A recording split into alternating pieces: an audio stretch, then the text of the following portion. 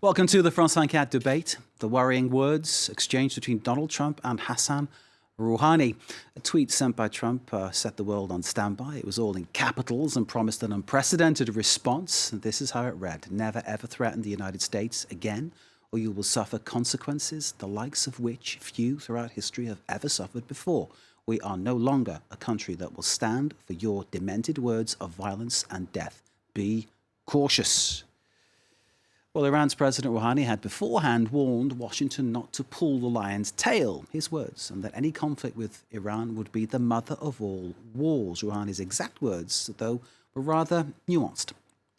Do not play with the lion's tail, or else you will regret it. It will bring you eternal regret. We do not want to go into war with the US. But they must understand that war with Iran is mother of all wars.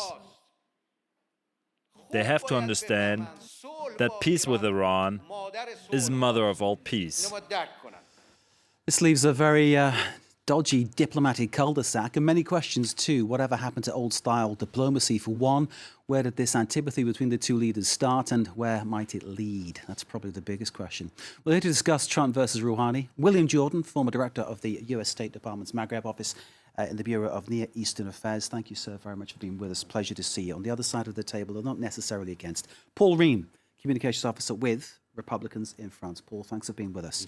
Joining us by Skype from Lund in Sweden is Rouzbeh Parsi. Rouzbeh, senior lecturer at the Lund University and the Iran politics expert. Thank you, Rouzbeh, as ever, for being with us. We had hoped to have with us too Dr. Sanam Vakil from Chatham House, expert on Middle East and North Africa there. However, Dr. Vakil retained by a family emergency at home. So we hope with you, Dr. Vakil, everything is okay. The situation then, gentlemen, between Washington and Tehran. William Jordan, I'll launch you first. When you saw that tweet, the whole context of it, what went through your mind? Primarily, this is sort of staged overreaction that President Trump is quite capable of and launches almost every day on almost any manner of subject. It comes across to me as a bit exaggerated. You talk about dicey diplomacy and the difficulties of sort of where we are in the international scene now, with the long-standing alliances in the West being sort of called into question. Lots of issues surrounding the U.S.-Russian relationship, never-ending series of conflicts such as Syria, Yemen, and others in the Middle East that continue to get close American attention. I suppose in some ways I tend to discount these things just because they are dramatic as they can seem to be to the casual observer. They seem to be run-of-the-mill. They seem to be standard practice for President Trump. What's probably more worrying is that this comes on the heels or as the culmination of a whole series of public events going back several months, in which Secretary of State Pompeo and then even here in Paris, a close Trump advisor, unofficial advisor, Rudy Giuliani, speaks out at an Iranian opposition gathering to sort of continue to lay down markers as far as what Iran represents to the U.S., the threat that it sees happening. And let's face it, I think that right now, with the Trump administration's Middle East policy in perpetual flux and uncertainty, Washington has decided, for a variety of reasons, Islamic State is no longer the flavor of the moment. We're now going to focus with Israel, Saudi Arabia, and other mostly Sunni states in the region behind us. We're going to focus on Iran because we think that this is something that we can win on, and we can perhaps even, I think this is a wrong calculation, we can perhaps even maybe bring this regime to its knees. So, Paul Reen of Republicans in France, you must have been expecting our call, I can imagine, the moment this tweet actually landed. Thank you for the call. I appreciate the opportunity to defend Trump and the Trump administration, although I don't speak for the Trump administration. You would defend how he's done this. You would defend his tactics. I would, because, yeah, I mean, nobody likes to see it. We all learn not to send tweets in all caps. It's all yelling and all. But aside from that, he's pushing back. He's pushing back in the Iranian regime, which has been threatening him since pulling out of the Paris Accord. The nuclear accord. Yeah. Iran is the number one state sponsor of terrorism in the world, as we know this, and the people around this table know that. They bully people. They threaten people. They may in meetings look diplomatic, but they, as Netanyahu and Israel pointed out, they never stopped fully their development into nuclear arms. There's a sunset clause of that treaty in 2025 that they can restart enrichment of highly enriched uranium. That's right around the corner. So they say one thing, but in reality, they've been, they're a threat to the Middle East. They destabilize the Middle East. They support Hamas and Hezbollah, and they've been continuing. The ideology is to wipe Israel off the face of the earth, to support dictators, and to brainwash their people to hate America. So to make a threat to the United States that maybe other countries might think, wow, maybe we should talk to them more and appease them more. That's not Trump's style. He's going to come right at you. He's going to say, don't threaten the United States, and they shouldn't. And I think that's a good message. And I wonder whether those who are acting diplomatically in the usual sense of that word feel alarmed when Trump sends that kind of tweet. I wonder how they feel about that. And I wonder, let's bring in Rusbeh Parsi, who's waiting for us in Sweden. Rusbeh, I wonder how you felt when you saw that tweet, what you felt the reaction might be from Iran, what you felt this might mean. Well, I think by now the track record of President Trump is that he bumbles around, and people have to take it into account, not necessarily because of the logic of what he says, but because he commands the forces of the United States. So I think if you look at the way he pulled out of the JCPOA, the nuclear deal, etc., no one else has followed him because everyone thought and still believes that agreement made sense. The only ones who have followed him were the ones who weren't convinced of it in the first place, which is Saudi Arabia and Israel. And that's not because they thought the agreement was bad, but because they simply cannot stand Iran coming in from the cold, so to speak, and having some kind of relationship with the United States. And as for threatening, we also have to remember that the way that the Trump administration has been racking up sanctions, pulling out of the agreement, etc., and have clearly said themselves that this is economic warfare. So in that sense, the Americans have started this very unnecessarily and are trying to ramp up pressure. And the Iranians are now feeling that pressure, and they feel the need to show that they are not going to cave in. So where does this bad The problem, however, let's put it like this. This is not a blame game.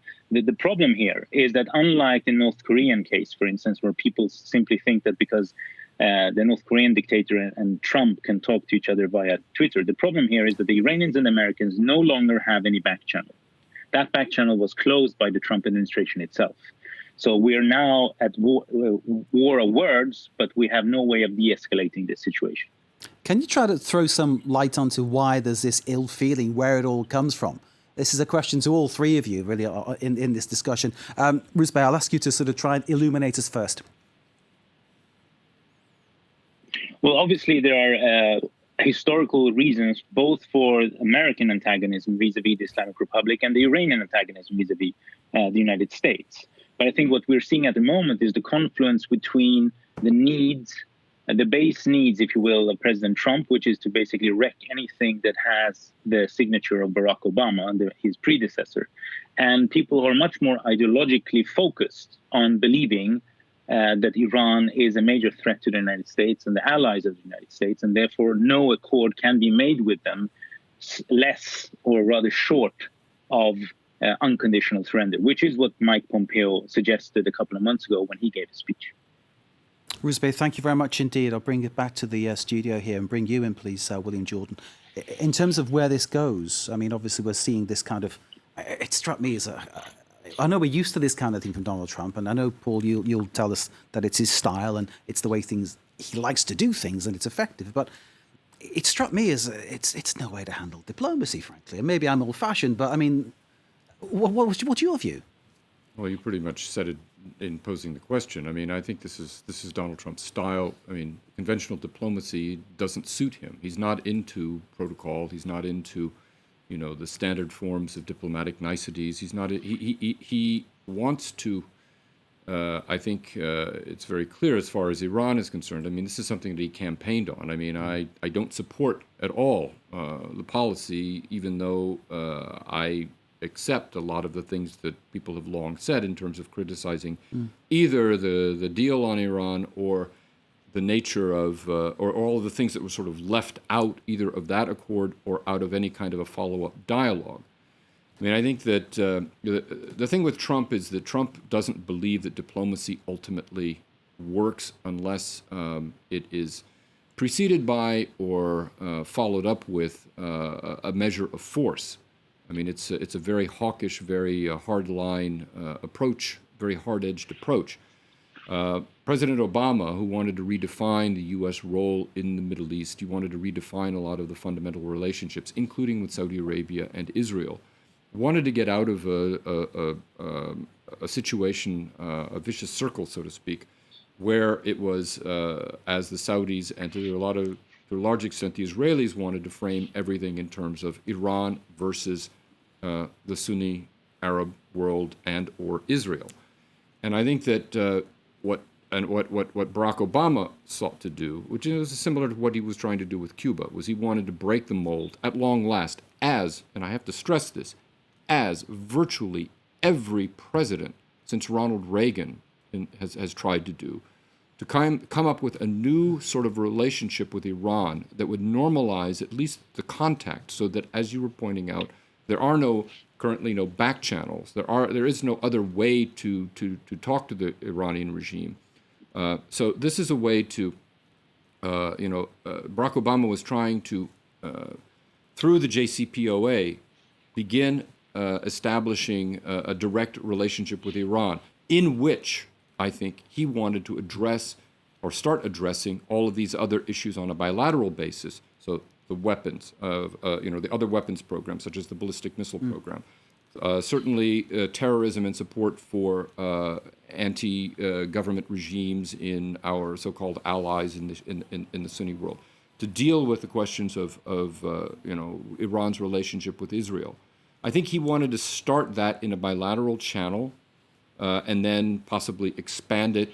And yes, with the sunset provisions in the JCPOA, you would have a certain amount of pressure as you started to bring in all these other partners to try to influence how Iran operated.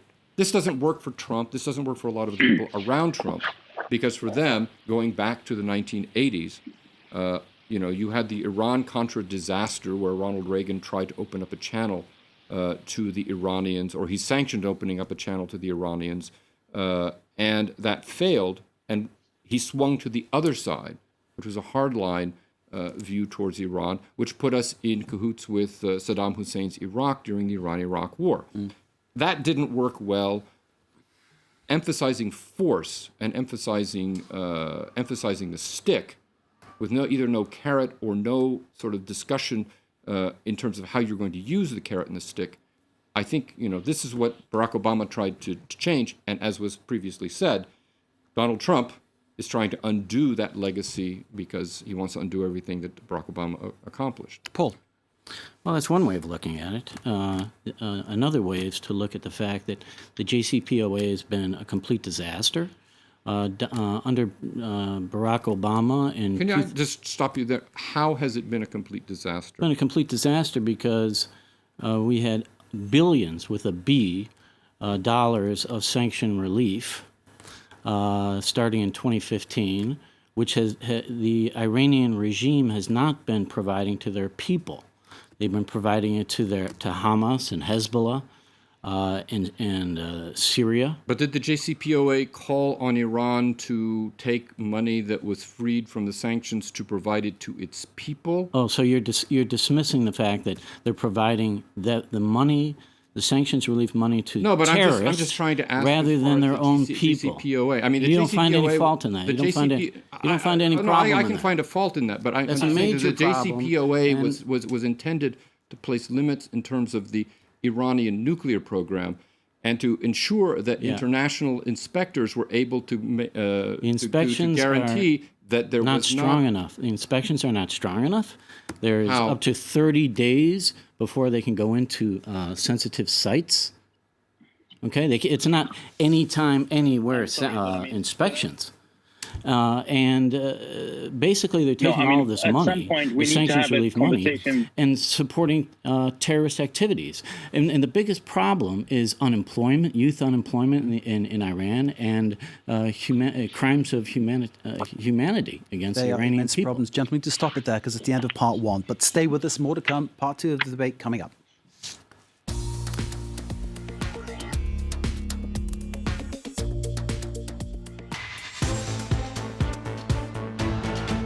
Welcome back to the France 24 debate. It's a pleasure to see you. The worrying words exchanged between Donald Trump and Hassan Rouhani is the basis of what we're talking about here.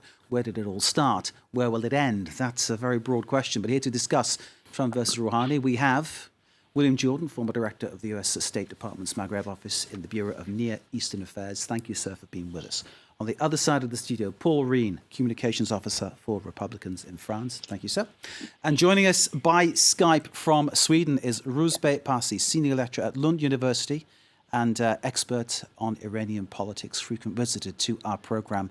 Rouzbeh, coming to you in a moment. I'm just going to let Paul finish what he was saying in part one. You were talking about the as you saw it and as Donald Trump sees it, the lack of logic in giving money to Iran as part of the Iran deal, the JCPO, the Joint Comprehensive Plan of Action, 2015, signed in Vienna, of course. Right. What I was saying before the break, as I was touching on some of the problems with the nuclear agreement that Trump has removed the United States from. Inspections were a problem. All the money that in billions of dollars sent to them going to terrorist activities, and not including the ballistic missiles. I know you mentioned that maybe Obama would have added that, but it should have been added from the beginning, and their terrorist activities around the world. What's amazing to me is people seem to turn a blind eye to what Iran does. What didn't get a lot of press was on June 30th, there was a Iranian opposition meeting here in Paris, and there was a terrorist bomb attack thwarted by the Mossad that was going to be was planned to attack that group in Villepinte, just north of Paris, and that was most likely funded by and coordinated by the Iranian regime. I mean, I'm just giving my own personal thoughts, but and it was conjunction with a couple of Belgians and a French resident. So luckily that was thwarted, but this is what the Iranian regime is doing, and you have to call it out. And just to touch a little bit on the fact that the other thing is helping the Iranian people. This money should be going to the Iranian people. In 2009, there was a green revolution, which unfortunately President Obama, you may say that he supported Iran or the Iranian people, but he did not say a word in support of the Iranian people in 2009, and people were killed in the streets. And today, Mike Pompeo just came out 2 days ago on Sunday speaking a major speech on Iran and said the United States supports the Iranian people. And this is a very important message now that Trump is doing. 2009, I recall, obviously, major sympathy over the death of Nader Sultan, who was killed in the street. Obviously, there was a lot of coverage, certainly on France 24, about that incident. Going back to the JCPOA, of course, Emmanuel Macron, as soon as Donald Trump said he was pulling out, was the first who said, hang on a minute, this is really working. And he was on the phone to Rouhani to give him his support. So there is political difference on that. Let's bring in Rouzbeh to give us his opinion. Rouzbeh Parsi joining us from Sweden, Iranian politics expert and, of course, senior lecturer at Lund University. Rouzbeh, you've heard what's been said here in the studio. Give us your views. Take it from there. Well, frankly, I find Republican talking points on Iran to be quite ridiculous. And I think I share that with a lot of people, especially in Europe. And there's a long list, so I don't know exactly where to begin. But let's just take the very basics. The JCPOA contains only matters dealing with the nuclear issue, because that was the only thing everyone could agree on that they could make any headway on. It wasn't because people were turning a blind eye to things, but because they needed to compartmentalize one issue where they could make headway. Otherwise, the Russians and Americans could bring in Ukraine and whatnot. So they stuck to this thing and they did as best they could. And I find it quite arrogant to actually believe that the rest of the world, and more particularly the UN Security Council permanent members in Germany, would be so stupid, as it were, to sign on to something that didn't work. And the only ones who could see that light would be the Trump administration. Secondly, the sunset clause does not give Iran free leeway.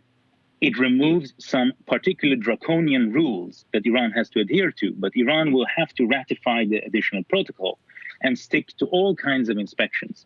Inspections anywhere, how, etc. All of those things are fantasies because you need to get an agreement in negotiations. The only way of getting the things that Mike Pompeo and the others are talking about is through an unconditional surrender.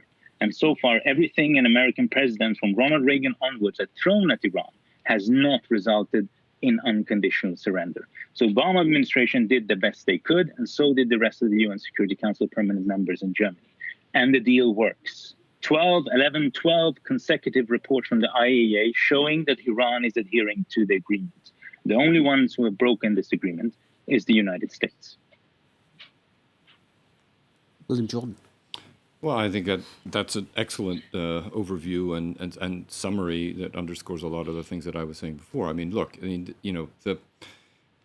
one of the things that people don't often remember, or two things that people don't often remember, is where we were prior to the point where, because these negotiations, these P5+1 negotiations were going on for over a decade. Mm. We reached a point, however, when they seemed to be going very badly around 2009, 2010, and Israel began talking seriously about how it felt the threat of nuclear bombs from Iran was sufficient to cause Israel to have to consider a unilateral strike to take out whatever facilities it needed to.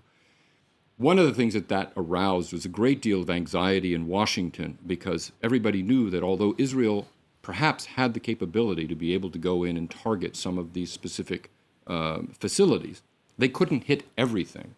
And in any event, there would be a retaliation. There would be some kind of a consequence. The United States would be ineluctably drawn into that, partly as an ally of Israel, but also partly because the Iranian response would be so overwhelming that it would inevitably set a lot of the rest of the region on fire. And so I think that, the whole idea of trying to, when people finally came to an agreement on the P5+1 discussions on the nuclear program, as was said, it was the least common denominator, with everybody knowing there were these other issues out there. It's very important, too, to remember, especially because we're here in Paris, that one of the people in the P5+1 discussions expressing the greatest skepticism about where it was going was the French foreign minister of the time, Laurent Fabius, who said that he had severe reservations and there was a good deal of back and forth to try to deal with those. I agree in terms of the overall conduct, the deplorable conduct of the Iranian regime towards its people and externally. I came into the State Department shortly after the liberation of the American hostages, who had been held for 444 days at the American embassy in Tehran. That was always something that was very, very important to me. I knew people who had been hostages. And this is going back to 1979. This is going back to 1979 when they were taken. The internal struggle within the United States across Republican and Democratic administrations has been whether or not to apply continued hard pressure on Iran to change the totality of its conduct and its activities, as well as treat its people more humanely and correctly, or to try to engage it in some kind of a diplomatic discussion and dialogue. Every administration has ultimately come down to the conclusion that it needs to have some kind of a relationship, if not a presence, in Iran in order to begin influencing things that way, see where that goes, and then, if necessary, respond to Iran more forcefully. What the Trump administration is basically doing is taking all of that, throwing it off to the side, and saying, we think not only do we need to stand firm with Saudi Arabia and Israel in a more forceful possible military response, but we also think we can bring this regime to its knees we think we can change things with the idea, extremely naive idea, that somehow you are going to get a better regime in Iran as the consequence of that. So, I mean, the Iranian Revolution, which Washington had a hard time dealing with, initially people thought it might actually go, in a more positive direction. It might actually be a regime with which we could work, now that once the Shah as a major irritant was taken out of the equation.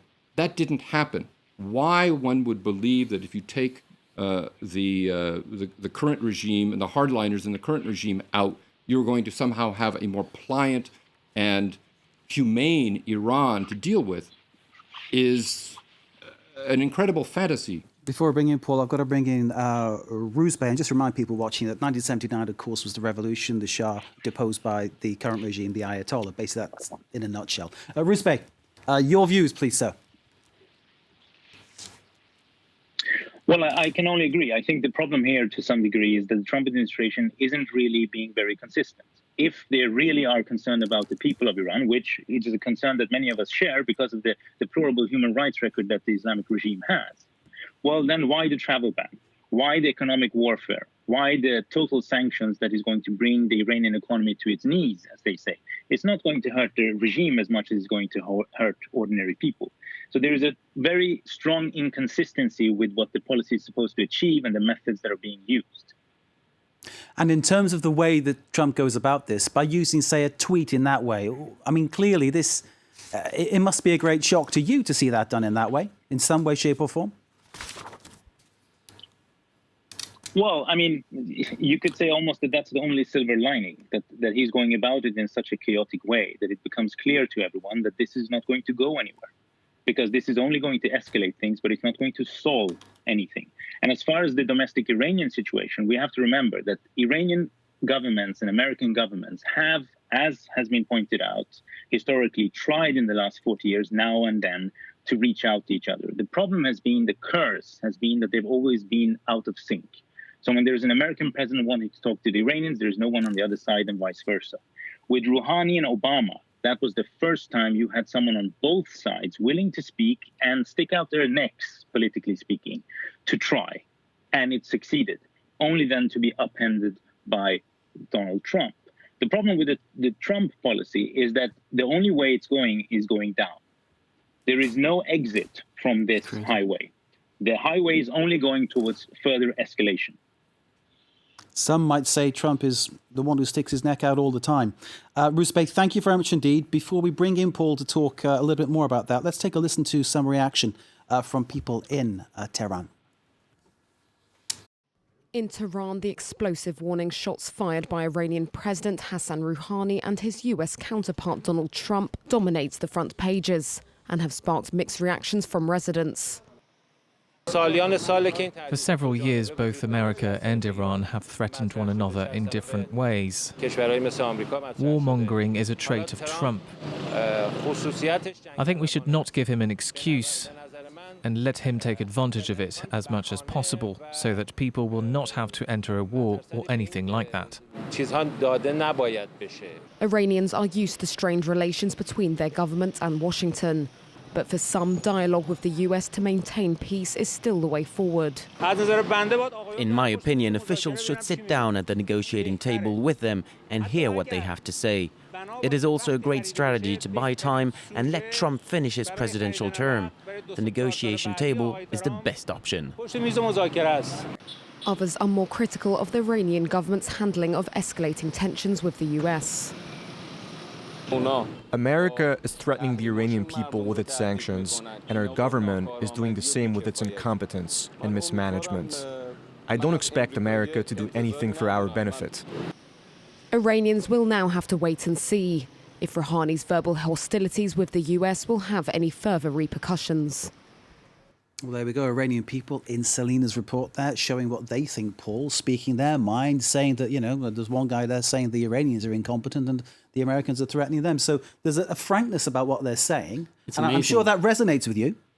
Of course it does, because I have a number of friends who are Iranian.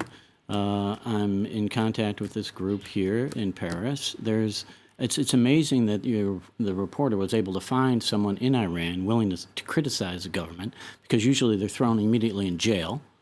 You have women who are arrested for not wearing the hijab. You have homosexuals being worse, killed. All of this is going on, and there's a lot of Iranians outside of Iran, in the United States, here in France, who are speaking out more and more. And thanks to social media, there's more and more Iranians in Iran speaking out speaking for regime change, anonymously, because it's dangerous and they're putting their lives at risk to speak out about against the government. But I think that releasing billions of dollars to them was not a good idea. And they're using it for the wrong purposes, and it's not going to the Iranian people. Just to correct some points that were made earlier, that this is just a Trump administration. He's crazy. He thinks he's going to change everything, all the great that was done with Iran before. His methods seem strange, don't they? It's not just Trump. But remember that different guy, different. He's that when he's pushed against, he pushes back twice as hard. And in dealing with these thugs and these dictators, like in North Korea, in Iran, and Syria, you have to be tough. But I wanted to say that, now I forgot my train of thought, but it's not just Trump who's been against this agreement, this nuclear agreement. Remember, the entire Republican Congress was against it as well. This was not a treaty. They did not get an agreement from the American Congress, which they should have done. Well, and there were Democrats who were also opposed to it. I mean, not too many. Not too many. No, but there were. They got a 60-vote filibuster. No, look. The bipartisan criticism of the JCPOA was pretty significant, and I think, as was said earlier, Obama took a political risk in agreeing to this deal. I mean, it was something that other administrations had not quite been, they had not been as far along as some other parties, some other Western parties, in trying to push this earlier. Again, it was all part of a longer-term strategy with the idea, as I interpreted it. Again, I wasn't in Washington at the time all of this was coming to a head, but my interpretation, based on what I knew, was that this was an effort to try to deal with some long-standing desires to try to temper a policy of straight-out confrontation and conflict with Iran, to see, okay, we'll try to limit this particular program, and we'll see what we can do otherwise, with the idea that nothing was going to be a given, that this wasn't an appeasement, that this wasn't some sort of a concession to the Iranians.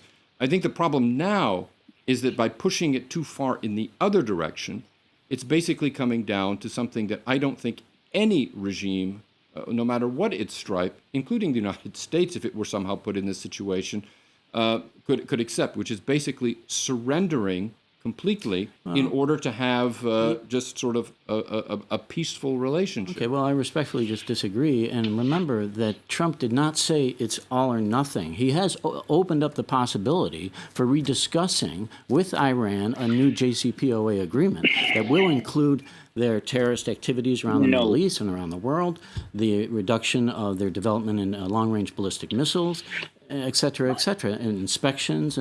And so he is open to that, but, he carries a big stick. Let me just add to that. U.S. President Donald Trump, it says here, keeping open the possibility of negotiating an agreement to denuclearize Iran. This is 2 days after, of course, the statement that he made. Roosbeck, go ahead. Yeah. Well, I'm sorry, but this doesn't make any sense. As the Europeans told Trump and his officials, if you think that the JCPOA isn't enough because there are other issues you would like to speak about with the Iranians, you, of course, have to use the JCPOA as a platform of confidence building to be able to discuss them. That was the whole point. No one has ever claimed that JCPOA is the end of the discussions with Iran, because everyone has complaints, and the Iranians too, by the way. But the problem is that if you're removing the stepping stone towards further discussions, claiming that it isn't good enough, and then giving a long list of things Iran has to cease doing before you talk to them, you're basically back into demanding things that amount to an unconditional surrender. No one is going to take those kind of negotiations seriously because no one's going to enter them. And that's not an Iranian figment of imagination. That's how the Europeans look at it as well. Because if they had thought the JCPOA was so bad that it was better to start from scratch, they would have been jumping on that bandwagon from day one. And they haven't. On the contrary, they've been trying to do everything they can to save it, because they know that without that, we will be back to how things were before the negotiations, with one central difference. Now we have tried diplomacy and the Americans folded out. And that means that there is no trust left. So if we now escalate further, the danger of outright war or anything like that is much greater. Well, and of course, the issue, just to reinforce what you were saying, Bruce Bay, the EU saying that the JCPOA worked, and Macron, of course, one of the first to defend it. Paul? Well, I'm sorry. I was just going to say that trusting Iran, respectfully, is naive.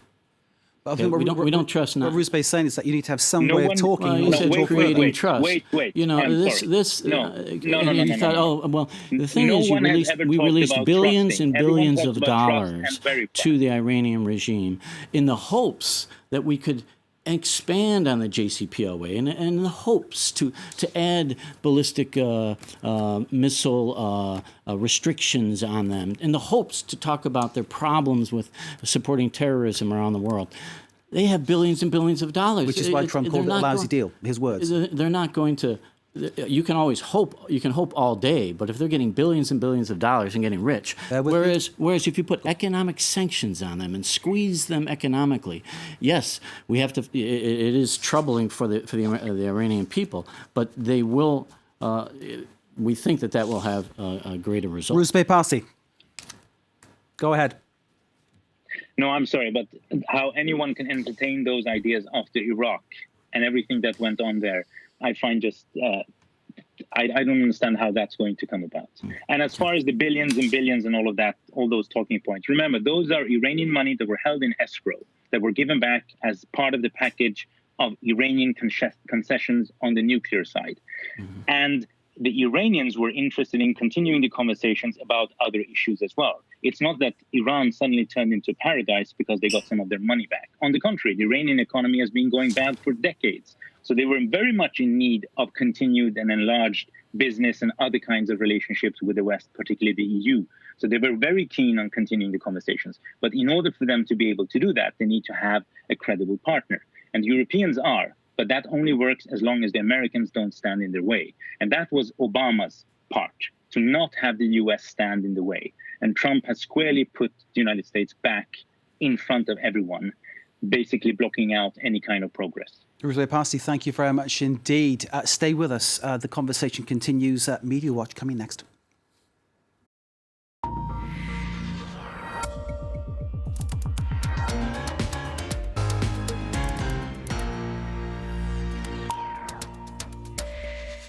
Of course, at the words between Donald Trump and Hassan Rouhani and the big diplomatic row that this has blown up, James Creedon's been looking at any feedback online.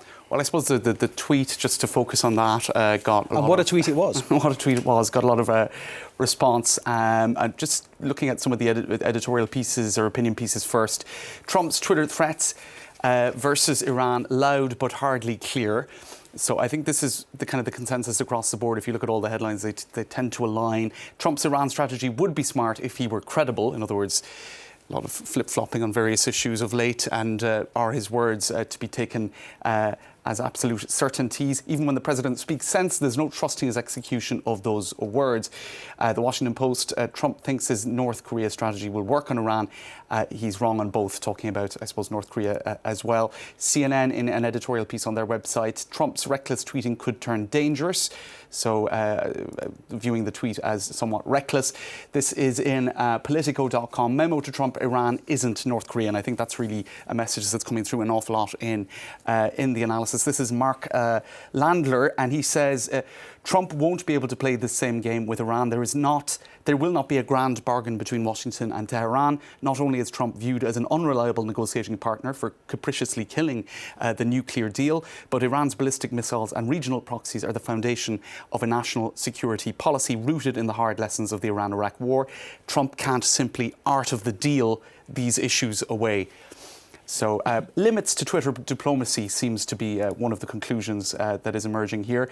Others taking his words very seriously, such as Senator Lindsey Graham, thank you, saying, well, this is the Express in the UK reporting what he said on Fox News, that essentially, in order to shut down the Iran regime, the US president must break their back economically and impose sanctions on their oil, drive them out of Syria, not cut a deal with Russia to give them Syria, stand up to them through the entire Middle East, help Israel with Iranian, etc. In any case, it seems that some are taking his tweet as just the tip of the iceberg in terms of very implication being approach. there's some kind of change, maybe push towards regime change, something of that Right, ilk. regime change being a kind of what lies behind it all. Others just made fun of the language and the style. There was a lot of parody of that. Stephen Colbert and other late-night talk show hosts kind of likening it to the sort of note you might see in a canteen between colleagues who are stealing each other's yogurt or whatever in the fridge.